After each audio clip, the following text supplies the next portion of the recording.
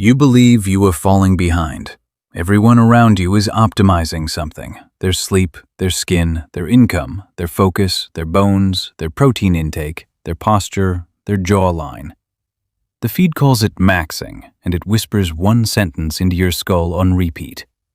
You are not doing enough. And the moment you accept that sentence is true, you have already lost the confrontation you did not even know you were in. Here is the statement that will make people argue in the comments below.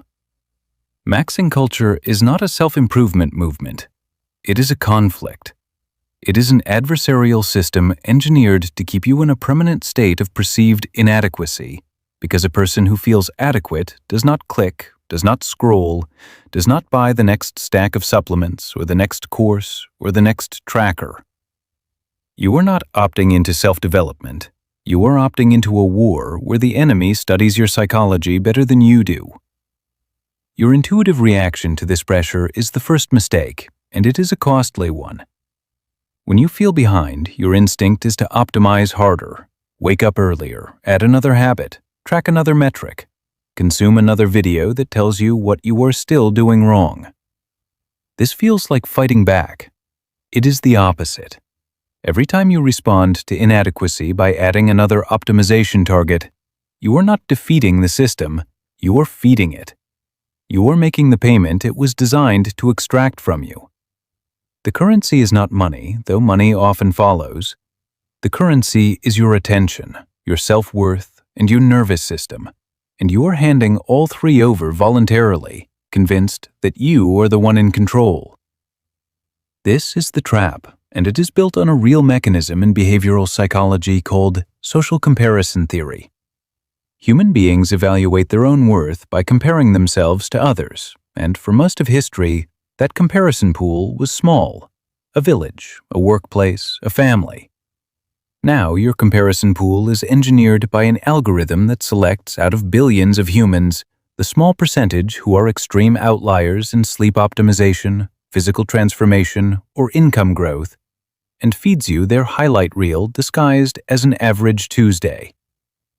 Your brain was never built to process comparison at that scale, and it does not know how to defend itself because the threat does not look like a threat. It looks like inspiration.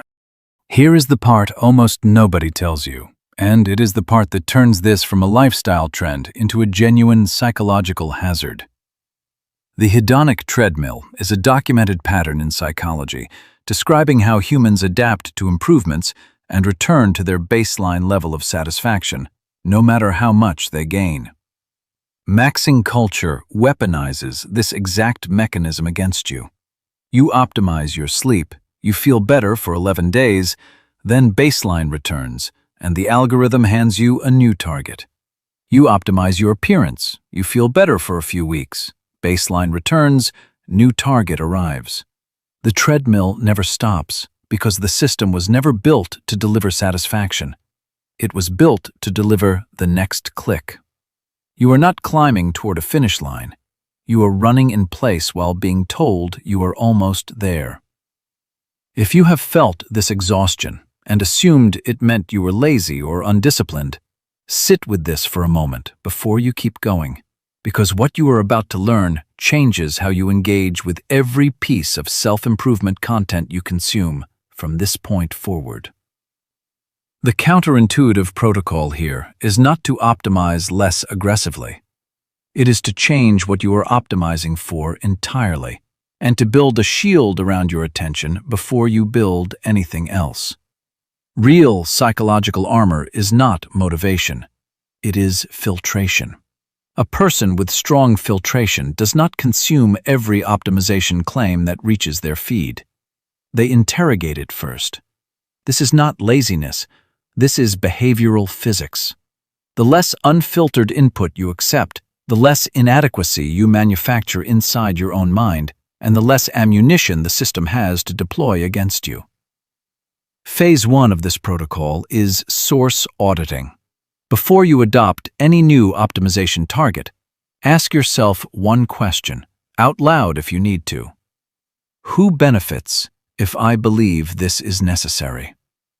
If the answer includes a product, a course, a subscription, or an algorithm that profits from your continued engagement, you have identified a weapon aimed at you, not a piece of neutral advice. This single question, asked consistently, will neutralize the majority of manufactured inadequacy before it ever takes root. You are not being asked to become cynical about self-improvement. You are being asked to stop mistaking marketing for medicine. Most people watching this will close the tab in a minute and forget every word of it by tomorrow because nothing reinforced it. If a channel keeps handing you tools for filtering manipulation instead of adding another obligation to your list, that channel is worth keeping close, because most of what claims to help you is quietly doing the opposite, and the difference is rarely obvious on first glance. Staying near a source like this is itself a form of armor. Phase 2 is baseline anchoring. Choose, in advance, a small number of metrics that genuinely matter to your actual life, not your algorithmic feed. Energy levels, relationships, ability to focus on work that pays your bills. Everything outside that anchored list is classified as noise until proven otherwise. When a new maxing trend appears, and one will appear within days of this video, you do not need to evaluate it against everything. You evaluate it only against your anchored list. Does it improve one of these specific things measurably for me in my actual circumstances? If it does not clear that bar, it does not enter your life, no matter how many people insist it changed theirs. Phase 3 is the checkmate move, and it is the one almost nobody executes correctly because it requires tolerating discomfort rather than eliminating it. You must consciously choose to be behind on something, on purpose, permanently. Pick one entire category: appearance, income, biohacking, whatever generates the loudest noise in your particular feed, and declare it closed. Not paused, closed. You will not optimize it. You will not track it. You will let other people win that category while you protect your actual bandwidth for the categories you chose in Phase 2. This feels like losing.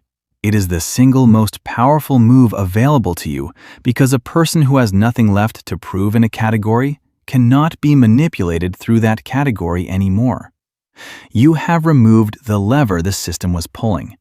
This is also where your mind will resist the hardest and where you need your shield the most, because the algorithm is not finished with you yet. The moment you disengage from one optimization trend, 3 more will surface within days, each one framed as the real solution you are missing. This is not coincidence. This is the matrix recalibrating after losing a data point. Recognize it, name it internally, and let it pass without engagement. A tactician does not fight every skirmish offered to them. A tactician chooses which battles are worth resources and lets the rest exhaust themselves against nothing. Understand what happened here. You were told that falling behind was the danger. The actual danger was never falling behind. It was the belief that you were required to keep pace with a race that has no finish line, invented by systems that profit from your permanent unease. The protocol is not to run faster. The protocol is to recognize which races were never yours to run, close the door on them deliberately, and reinvest everything you saved, your attention, your evenings, your self-worth, into the small number of things that were real to begin with. You do not need another habit stack. You do not need another optimization target. You need to stop paying interest on a debt that was never yours. Keep your armor on. Let the noise pass through empty air. Do not let anyone, algorithm or otherwise, pull the strings they think you never noticed.